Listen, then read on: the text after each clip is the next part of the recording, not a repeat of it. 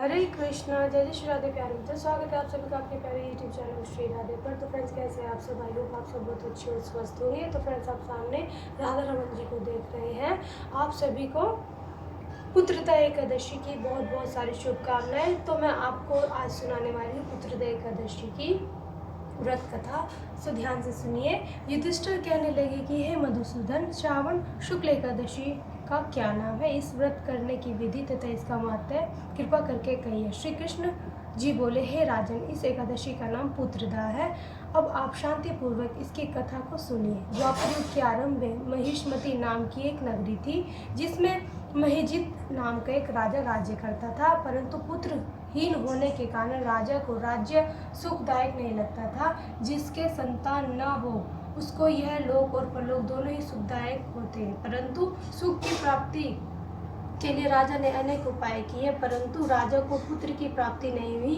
वृद्धावस्था आती हुई देखकर राजा अपनी प्रजा के प्रतिनिधियों को बुलाकर कहने लगे कि हे प्रजा जनों, मैंने इस जन्म में तो कोई पाप नहीं किया। मेरे खजाने में अन्याय से उपार्जन किया हुआ धन भी नहीं है। न मैंने कभी देवताओं तथा ब्राह्मणों का धन ही छीना है। किसी दूसरे की धरोहर भी कभी मैंने नहीं ली। प्रजा को पुत्र समान पालता रहा। मैं अपराधियों को पुत्र और बंधुओं की तरह दंड भी देता रहा।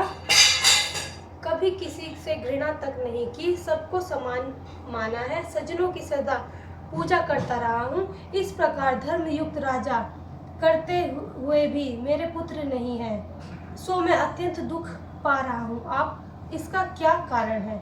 राजा महिजीत की इस बात को विचारने के लिए मंत्रीगण तथा प्रजा के प्रतिनिधि वन को गए और बड़े बड़े ऋषि मुनियों के दर्शन करते हुए राजा के हित की उत्तम कामना की पूर्ति के लिए किसी श्रेष्ठ तपस्वी मुनि को देखते फिरते रहे। एक आश्रम में उन्होंने एक अत्यंत वयोवृद्ध धर्म के ज्ञाता, बड़े तपस्वी, परमात्मा में मन लगाए हुए, निराहार, जितेंद्रिय, जितात्मा, जित क्रोध, सनातन धर्म के गूढ़ तत्वों को जानने वाले, समस्त शास्त्रों के ज्ञाता महात्मा लोमश मुनि को देखा, जिनका कल्प के व्यतीत होने पर एक रोम गिरता था।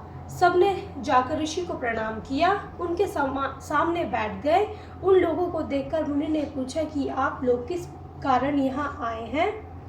निसंदेह मैं आप लोगों का हित करूंगा। मेरा जन्म केवल दूसरों के उपकार के लिए ही है, अतः संकोच मत करो। लोमश ऋषि के ऐसे वचन सुनकर सब लोग बोले, हे महर्षि, आप हमारी बात जानने में ब्रह्मा से भी अधिक समर्थ है, अतः आप हमारे इस संदेह को दूर कीजिए। महिष्मतीपुरी का धर्मात्मा राजा महिजीत प्रजा का पुत्र के समान पालन करता है, परंतु फिर भी वह पुत्रहीन होने के कारण अत्यंत दुखी है।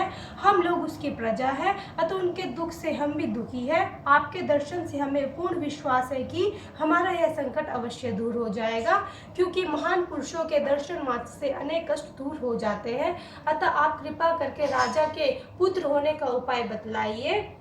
यह वार्ता सुनकर ऋषि ने थोड़ी देर के लिए अपने नेत्र बंद किए। राजा के प्रथम जन्म का वृतांत जानकर कहने लगा कि यह राजा पूर्व जन्म में एक निर्धन वैश्य था। निर्धन होने के कारण इसने अनेक बुरे कर्म किए।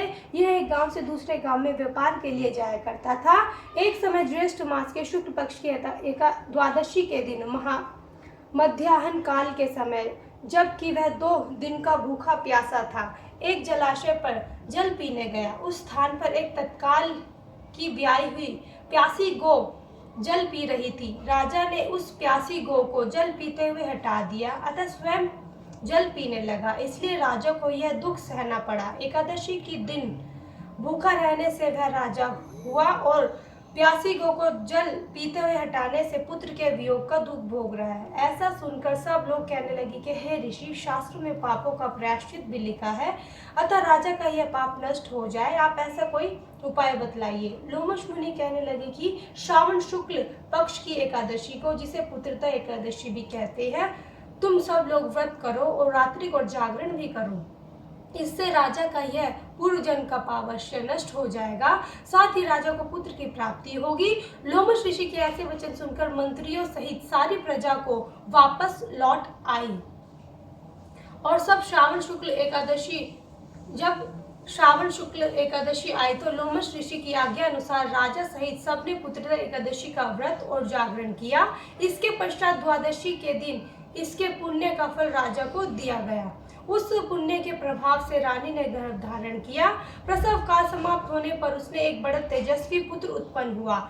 इसलिए हे राजन, इस श्रावण शुक्ला एकादशी का नाम पुत्रदा एकादशी पड़ा। अतः संतान के सुख की इच्छा रखने वाले इस व्रत को अवश्य करें। इसके महात्म्य को सुनने से मनुष्य सब पापों से मुक्त हो जाता है और इस लोक में संतान सुख भोग कर परलोक में स्वर्ग को प्राप्त होता है। बोलो विष्णु भगवान की जय, लक्ष्मी माता की जय, राधा रमण बिहारी लाल की जय। तो दोस्तों, ये थी पुत्रदा एकादशी। आशा करती हूँ आपको कथा आपने अच्छे से श्रवण की होगी और मैं ठाकुर जी से विनती करती हूँ कि आपके सभी दुख कलेश पाप सब जो है ठाकुर जी उनका नाश करें। तो चलिए फ्रेंड्स, मिलते हैं नेक्स्ट वीडियो में। तब तक के लिए हरे कृष्णा, जय जय श्री राधे।